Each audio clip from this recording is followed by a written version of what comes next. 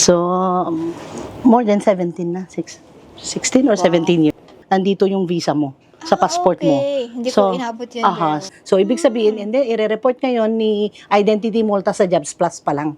Kaya noon, hindi traceable lahat. O kaya nakabalik ako na Malta, pero wala na akong papel mo. Introduce yourself. Okay, I'm Florisa De Jesus, but people loves to call me Isa. Okay. Ano problema So, dyan? ito na. Not Ay. everyone knows. Ano naman? Ito na to. Ito, Ito na to, ibubuking mo na guys. talaga ako. Oo. Ito Yan na na ba to. Ibubuking mo na ako dito So, sa not everyone secrets. knows na na citizen ka na talaga ng Malta. Wow. Di ba? So, Tingnan nga natin to. ano ba? Teka. Pwede bang pakita? Baka kasi sabihin mo, Baka fake joke lang eh, baka no? joke lang. Oo. Teka, nandito ID card. So, syempre to see is to believe. kailangan no? Ayun na siya. Ay, wow. Uy, alam mo, bago na to. Bago yung makapal na siya. Kasi yung Tapos ID akin card hindi ka. ganon. Ayun siya. And bago na din yung ID. Bago na iba na siya. Okay. Guys, eto siya, Ayan, Picture lang. And then, ito na yung passport. Oh my God. Thank you so much, Malta. Guys, So, passport. Teka lang, hindi natin makita yung Iba na talaga yung makapal na yung ano nila. Unlike sa others. Ito na siya, oh my God. Oh my God. Ito na siya talaga. At least may binigay yung Malta sa akin, no? Oo nga. Kaya ano na ba? Ilang taon ka na nga uli? 17 years? 20? No. Mag 17. 17 years na sa September 28.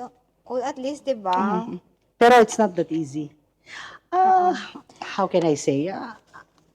I will Hindi, tell you kasi as we go dati- along, you know? Kasi dati, ang alam lang ng mga tao, pag magiging Moses. citizen ka kasi i-marry mo yung local na Maltese, di ba? So, Doon you mo lang call that ma-apply. as citizenship by marriage. Oo. Kasi sa Malta, I don't know sa ibang law ng ibang country, sa Malta kasi you have 4 types to acquire a citizenship. First, you have by birth.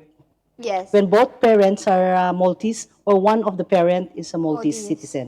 Second is by marriage. Yes. Pag nagpakasal ka ng For isang 5 lokal years. for 5 years and then ika 6 years mo, you can apply For your citizenship. citizenship by marriage. And then you have the naturalization. It's written in their documents that it is only 5 years, but it's not. It's not okay. really, How long? and they say there is a saying that it should be 10, but it's not really. Na-acquire ko yung citizenship ko, Yes. I tried to do a study, research on what is the basis.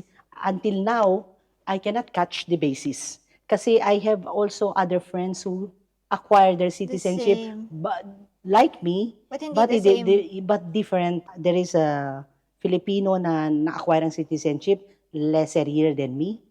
Okay. There is one Filipino na acquire ang citizenship for 9 years because ang sabi sa Comunita, which is an agency that will be in charge for the application of citizenship, if your current job is not really a demand and needed, they won't approve you as well. For example, healthcare, like for example, Okay. nurses are working in the government. So it is a plus that there is a possibility that they will be granted the citizenship because they are serving the government. Okay. And I realized lately that most yung mga kaibigan ko na naka-acquire ng citizenship, they are all on healthcare. Their Kasi in job demand. category, in demand and needed talaga. Oo, Whatever needed. happens in Malta, Kapag COVID ka, exactly, di ba? healthcare is really there. Okay. You know, so, guys, alam niyo na. Search ko lang yun. In my Kung opinion, I'm not saying this na is ito already a talaga. case, yes. But how I see with this experience and with these people na acquire ang citizenship. The same Yeah. situation na Yes. okay. Uy, guys, alam niyo na, guys. Sa mag-healthcare kayo, narinig ka na, like, nag-cleaner siya or something na naging citizen, wala pa. Naging citizen, Wala wala ka pa. narinig, pero wala pa kasi baka meron. mostly yung mga naging citizen Carer. kasi mga carer, mga manager, kakilala ko. Okay. Yeah, so Yung mga kasabayan mo or hindi? actually they got their citizenship before me. Actually we applied like months only. And then yung mga iba naman na sad to say they were being refused. Yeah. So may na-refuse din pala. not only Filipinos, in every nationality. So, is there a course na pwede mong applyan or school? Actually, wala namang course na kailangan applyan pag nag-a-apply ka ng citizenship eh. Mm-mm. Kasi they're gonna give you the requirements. So, as long as Malta kasi Ma-provide mo. meron na silang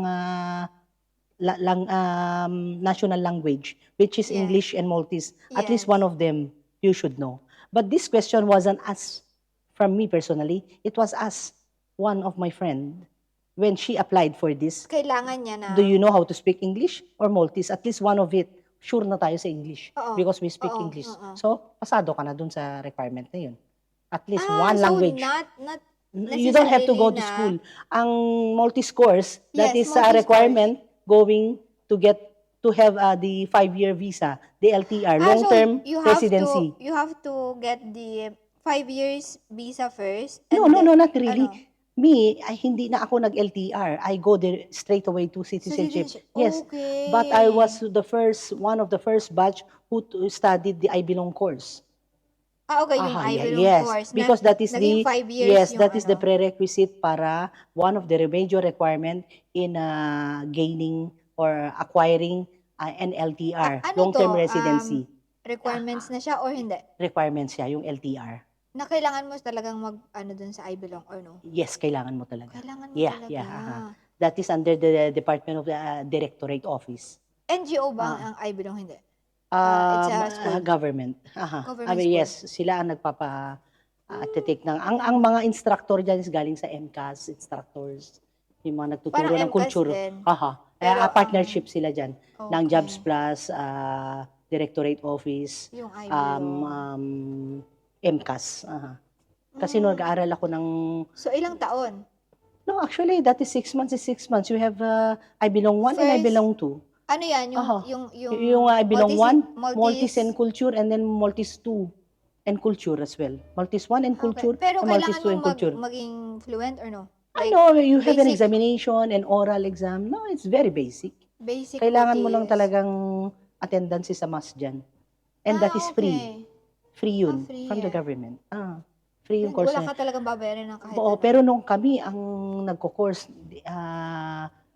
kinakancel pa nila ang class namin kasi kukunti lang nag-a-apply. Pero ngayon, the That queuing time. is thousands. Because hindi lang Oh naman tayo my. Filipinos. Because there's a lot of TCNs na in Malta Na who gusto wants, na But before, before I used to encourage Filipinos, mag-aral kayo. Sama na kayo sa ito. I keep on giving them the details. But Let's say, Mga oras kasi. halimbawa, yung iba kasi naka-acquire na or nakapag-aral na sila ng first, di ba may may stage 1 and stage Stage 2. oo.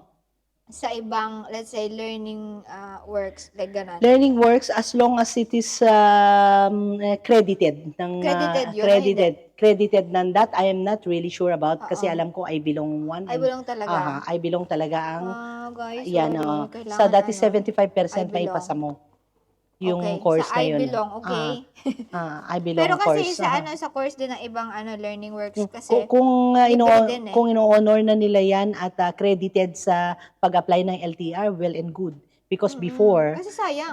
because before it's only I belong. The office of the directorate.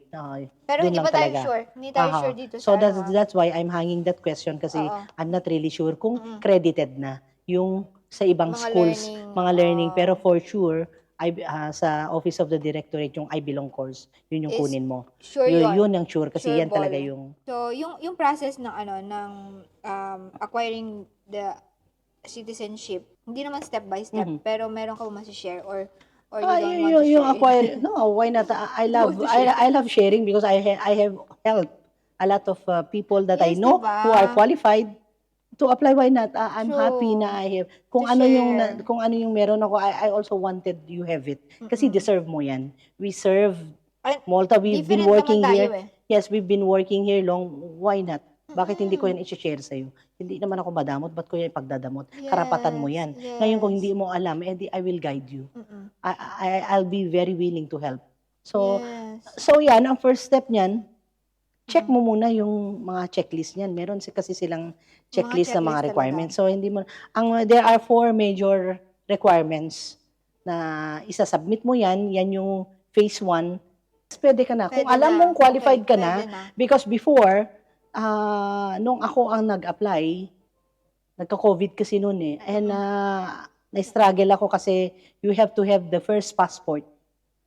The first passport coming to Malta up to last passport. Oh my God. So during my time, I gained, Mahirap. I have three passports. Nasaan na yung mga passport? Yung passport ko noong Oh una, my.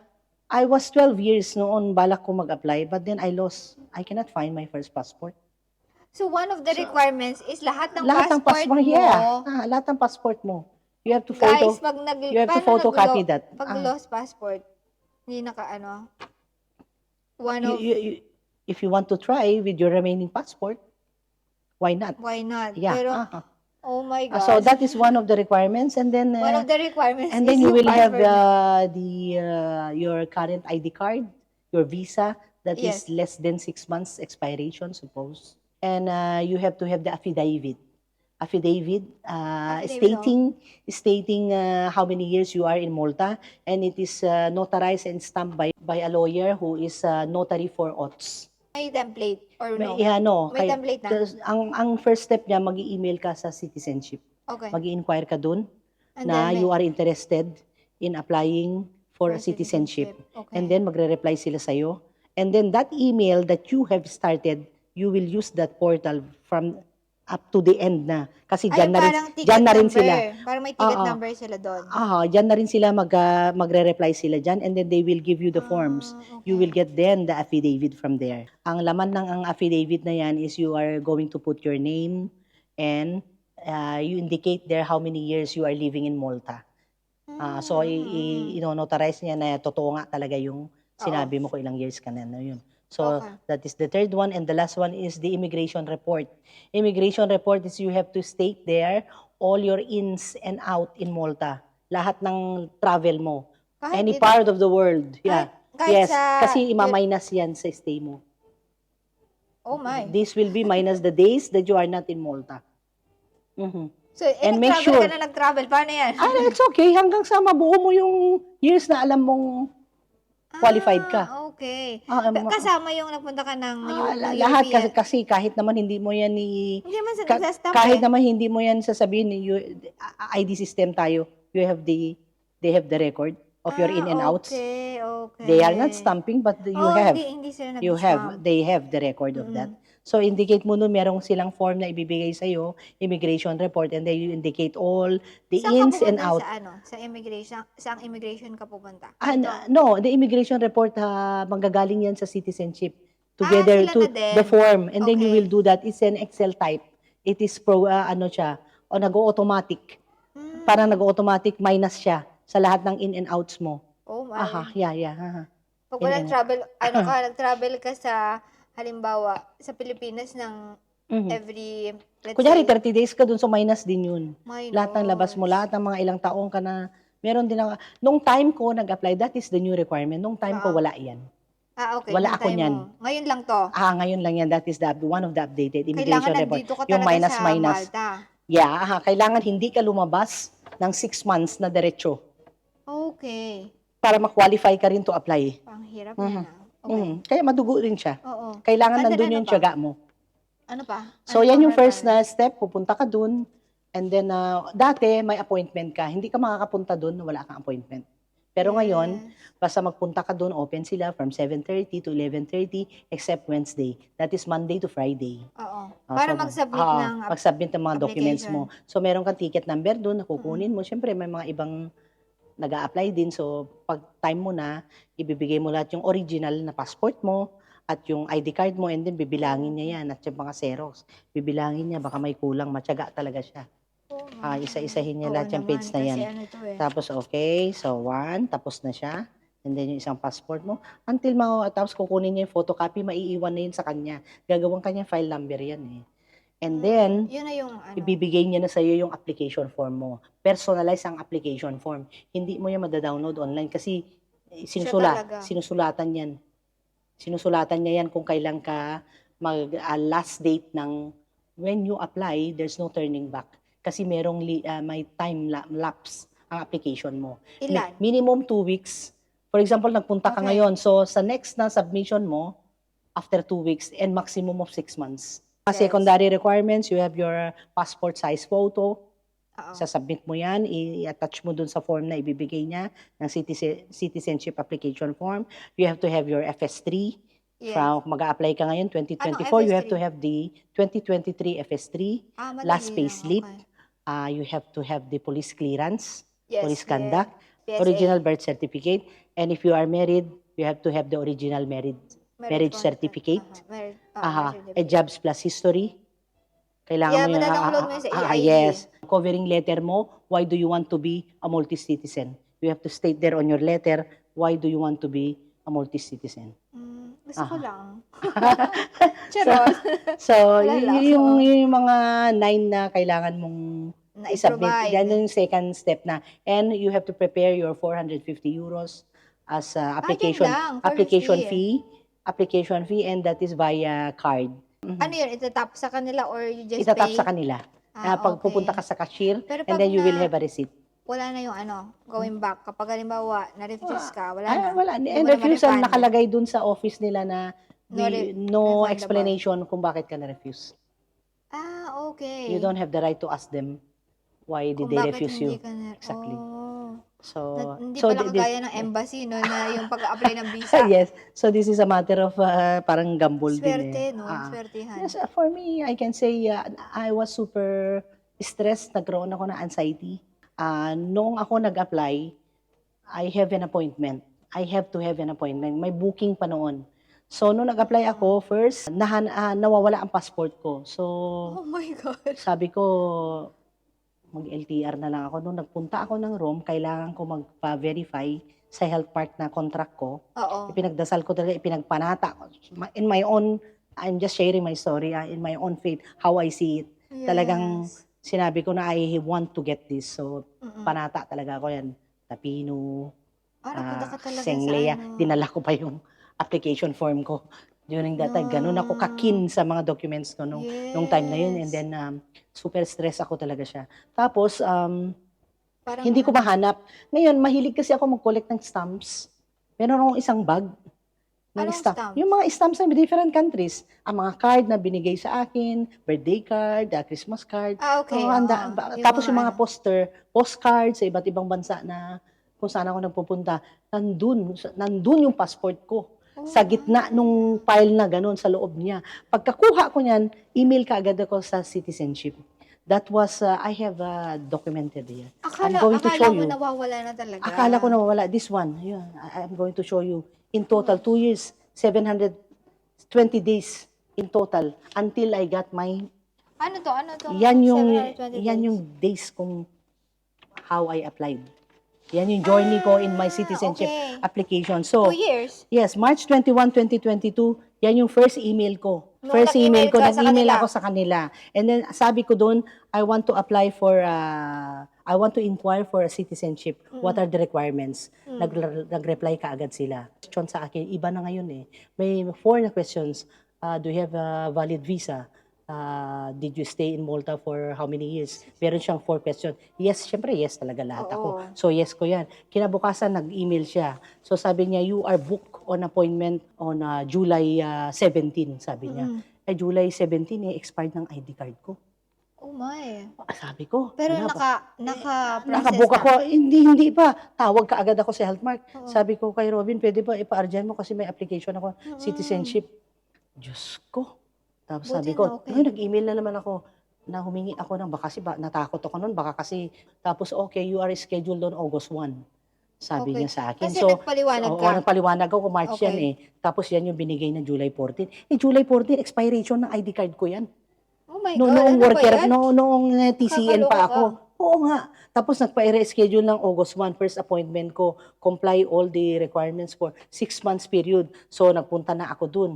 I was ready in applying. Oo. Nawawala lang talaga yung passport ko. Mabilis lang yan. Yung isang passport mo. Kahit nga 2 araw o 3 days pwede mo yung I-apply na. i-comply lahat yung documents mo Ako ng 2 weeks to 6 months para i-submit yung final. Lahat na ng remaining documents. Yung Okay. FS3 mo, So, yung 6 police months conduct. naman. 6 months yung maximum. Pero siyempre, kung kumpleto ka na, Before- ba't mo pa antayin na 6 6 months? months. You can go kung kumpleto ka na kahit 1 month ka pa lang. Submit ako ng December 6. Yan na yung bilang mo kung saan yung resibo mo. kung Anong saan ka resibo? nagbayad. Yung 450 mo, Yung 450. yan ang start nung bilang mo So, sa application kailangan mo mo. i-ano yung resibo, I-keep mo lahat i-keep yan mo. kasi hanapin niya, therefore nagbayad ka na. Pa ako sa kanila. Ibig Ala, sabihin, 10 months ka na 10 nag-iintay. months ka mag-wait. Okay. Kasi Okay. once na na-refuse ka, 1 month ka lang mag-aantay. The more, the earlier. Kasi yan, parang nag-a-apply ka na identity, dumadaan din siya sa mga stakeholders. Dadaan Oo, din ng ng Jobs Jobs Plus, Plus. dadaan din ng Immigration, dadaan din siya ng mga iba't ibang department, Oo. parang yung, Para sa yung ID normal, card. yes. Yes. Tapos, sabi sa akin nung kaibigan ko, mag-email ka na dun, mag-ano ka, Mag-inquire. mag-inquire ka, mag-ano ka, Follow up. mag-follow up ka. Ala, yun talaga, Diyos ko. Nag-follow Alam up mo, ka, hindi? Nag-follow up ka. talaga ako, September yun eh. Okay. Nag-follow up talaga ako. Pagka-follow up ko ng ganun, still on the final process, final stage. Sabi nung nag-reply sa akin, nandito dun sa email ko lahat yan. So, final stage. Yan, sabi ko, dinayaan ko na, after 9 days, yun Nung nga, follow up mo. yung follow-up ko, you are now, you are at the last stage of your application for your citizenship. You are requested to come here For biometrics. for the oath of allegiance, sabi. Yes. Wala, talagang tinding balahibo ako. Oo naman, di ba? Sabi ko Mahal na, password dito. nawala na yung stress ko. Alam, talaga alam mo ba noon, kahit natutulog ako, Yung passport, utak mo. yung utak ko, nandun yung application ko sa Maltese passport. Super anxiety ako dyan. Well, it's a big thing, girl. Hindi naman siya alam. Tapos, hindi pa dyan natatapos ang journey mo. Pag nakuha mo na pa, let's say, dito na tayo sa pag na-approve ka. Oo. Ang dami ka Yung pang oath mo, okay na. dadaanan. So, oath of allegiance, and then, gagawin pa yung certificate mo, nag-antay Yung pa. malaking certificate, Yes. laki-laki niya. Mag-aantay ka pa ng 60 days yan. Ayun, pinaano ko. Nandito yung na-register ko. Meron ka nito, siyempre. Ano Ayan, yan? oo. Yung, Yan alin yung ID yan? card ko. Ito, kung saan papakita ko sa'yo. Nasaan na ba? Ayun, nagbayad ako ng mga Baka mawala komunita ko, no? No, hindi, nandito.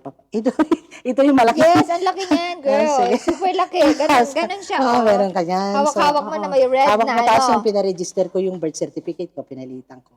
Yes, Ayan, meron tayong meron, malaking birth certificate So, din. yan. So, nagpunta ako dun. Diyos ko, ang tagal pa ng mga inantay ko. Inabutan pa ako ng Christmas. Kaya nung nagpunta ako ng New Zealand, hindi ko padala yung passport ko. Kasi, So Philippine passport ka pa rin noon. Philippine passport ako. December 7, tignan mo. Registration ng birth certificate ko at the Civil Registry of Malta. Tapos, registered on February 15. Says, December 7 ako nag-apply. Yes. Ni-register lang nila ng February 15. After 68 days ako naghintay. And then, wait for 10 working days until mag-appear pa ako sa system ng identita para sa ID card ko. So, nag-apply yes, ako kasi doon. diba, another ID card. Another ID card. ID card mo muna kasi and then you will get your passport. So, I got my passport March 11 lang. So, in total, March 11. for the So, application, ilang ano na? 720 days. 2 years more. Yes. Ang Pero journey na application. Ngayon, ano ka na? 3 days lang yan eh. Yung pag-aantay ng passport eh. 70 euros binayaran mo. Hindi pa noon. Alam mo, iniisip ko noon. So, habang nag-aantay ako ng 10 months, nilalakad ko din yung LTR ko. Naka-ready na rin documents ko doon. Para sabi ko, Kasi plan in B. case. Plan B, pag bumagsak ako, at least naka-LTR ako. And then sabi 5 ko, years. after LTR, 19 years na ako noon, wala nang reason na hindi nila ako i-approve. Di ba? Tagal mo na Approve na ako nila yan. So, ganun yung confidence ko talaga. Sa Pero, LTR kasi walang problema. Ipaliwanag mo nga yung LTR kasi kanina na ano ko, ano ka? akala ko yung I belong is one of sa the citizenship. requirements. No, ang LTR Hindi is pala. sa long-term residence, kailangan mo yung mag-aral ka ng Maltese language tsaka cultural. Oo. So you have 2 stages from that. You have I belong 1 and I belong 2. You have to pass 75%. Okay. Maka 75% ka para makapasa ka at ma-acquire mo yung certificate mo. Noon ako, ang expiration is 5 years. Hindi ko lang alam ngayon, I think they make it shorter na. Shorter na. Ang expiration. So, ang technique dyan, pagkapasa mo, nakuha mo yung certificate mo, kasi MCAS yan magbibigay eh. Pagkakuha mo kaagad, i-comply mo na yung ibang documents mo para ito na antayin mo. Oo. Pag na-comply mo na yan, di mag-apply ka na sa identita, merong form dun, similar 4-5 din years. ang requirements. Meron ka din immigration report na gagawin. Very similar siya. Ang pagkakaiba mo lang, Maltese passport ang ina-applyan mo dito. So, wag kang alis ng bansa, girl. Meron ka ding Jobs Plus, ganyan. Meron ka rin yung history. meron ka rin Pero history. makukuha mo sa EID ang jobs Yes, history. makukuha mo sa EID. And syempre, importante yung FS na nagbabayad ka ng tax. Tax. At Tsaka saka NI. NI. Yeah. That is also Make sure na... plus point sa application. At saka Of yung course. hindi lipat ng work. Guys, don't lipat ng work. Alam nyo na. Kasi, So, syempre, nandun yung... At saka, walang interview. Ang pinaka-interview mo yung documents mo. ID system tayo kaya makikita lahat dun. So, na hindi ka pa lipat-lipat, nag-stay ka sa jobs plus history mo Tsaka yung pagbabayad ng NI, may loopholes ka o wala. Yes. Pero pag na-approve ka kasi, imaminus nila yan sa pension mo. Yung loopholes so mo. you will have a pension then? Entitled ka sa pension once na nag-work ka ng 12 years, everyone, even OFW, even OFW, but only Malta is giving a pension sa lahat ng mga EU country. But, Malta laws and rules, they change. So, hindi ka pwedeng talagang confident na ma-claim mo yung pension mo pagdating mo ng 65 years old, di ba? Paano ko nag-change sila? Yes. After 12 years. Pero pag multi-citizen ka na, there is a huge difference na pag multi-citizen ka na. Kasi napansin ko rin yan sa Jobs Plus, pag wala kang work, everyday ka papadalahan ng mga work, at they can also make you CV. How do you feel? God. Kasi, di ba, ang Maltese passport is one of the powerful na passport in the world. So, at the moment, convenient ba sa'yo ngayon na ngayong hindi August, ka na nagre-renew? Actually, yes. Yes, of course, that is number one. Sa yung sa Identita. Kasi dati 2 years yung visa ko sa Healthmark Yes. So, syempre ngayon, minus 300 ka na rin dahil hindi naman yung employer ko yung nagbabayad ng working permit ko. So, kung 2 years ako, engagement ka na lang sa kung Jobs 2 years Plus. ako, 580 ako last time. Kasi kung 2 years, kasi 2 years yung babayaran ng HR mo, tapos ikaw pagpunta mo doon sa while nag-biometric ka, magbayad ka ulit ng another. Ang dami mong na-save. Yes, magsisave ka. Masisave mo rin kasi hindi ka na magbabayad. But so every time, 'di ba? Syempre, talaga. yes, sa pag-a-apply ng work, priority nila Maltese na rin. Yes. Priority ka in kahit na yung, for example, yung competitor mo is cum laude or very good. Tapos ikaw pa rin yung ipa-priority. Kasi local ka na. Nandun pa rin yung go back to your country. Kasi hindi naman nila alam kung anong meron ka. Documents yan ipakita mo. yung feature mo, foreigner. Yung feature mo, foreigner pa rin naman So, yes, alam mo yun, so marami ka sa pagta-travel, nung ginagamit ko naman yung passport, yung ginagamit ko yung passport ko, hindi ko pa siya nasubukan pagpupunta. Pagpupunta siguro ako ng UK kasi doon hindi ka na magvi-visa. So, hindi na ako mag-a-apply. Hindi ako na dual citizenship pa. Kasi, mas prefer ko, na Filipino girl. Mas prefer ko pa rin na 100% yung rights ko na Maltese. Ako at the moment, kasi dito ako nakatira. You have to. Yes, I know, because of the property or whatever. Pero sabi naman nung... Uwi ka pa ba na? Yes, naman, magbabakal. Sabi naman nung friend ko na Maltese na, pagdating mo ng Pilipinas, dalhin mo pa rin yung Philippine passport mo, but then this one they will give you 1 year. 1 year visa. 1 year. Kasi si Kuya Ferds mo 1 year binigay sa kanya. So okay lang. Yeah.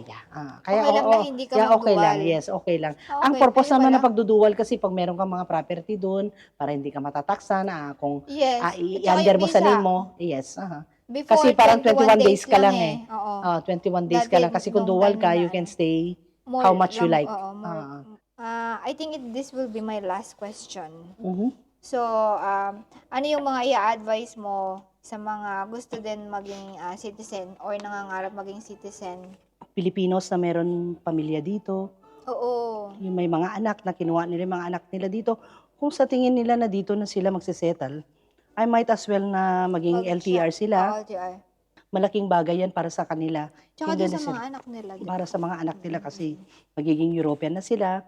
If they want to move to another country, of benefits, lalo na sa school, sa university, magiging free sila until 21 years old, right? Do you have the healthcare, di ba meron tayong EU healthcare? Yung EHIC, European Health Card. Yes, Pag Maltese ka na 5 years, yung European Health Card mo. Yes. Kasi pag OFW ka lang, nakabase lang siya sa contract mo. Okay. Sa visa mo. Yes. Kasi kung expire ang visa mo, 5 years tayo. Kaka-renew ko lang. 5 years siya. Sa akin, 10. mag-expire siya ta 2029. Okay. Ilang years? 5 years. 5 years? Oh, okay. 2024 to Parang 10 2029. years yung sa akin. Kailangan nyo rin ng European health card kasi ang purpose din nito pag nasa ibang pag na bansa. isang ibang EU country kayo, Oo. as long as nagbabayad ka ng NI, Oo. this is Free you can eh. use this. Free You are talaga. free sa medical na.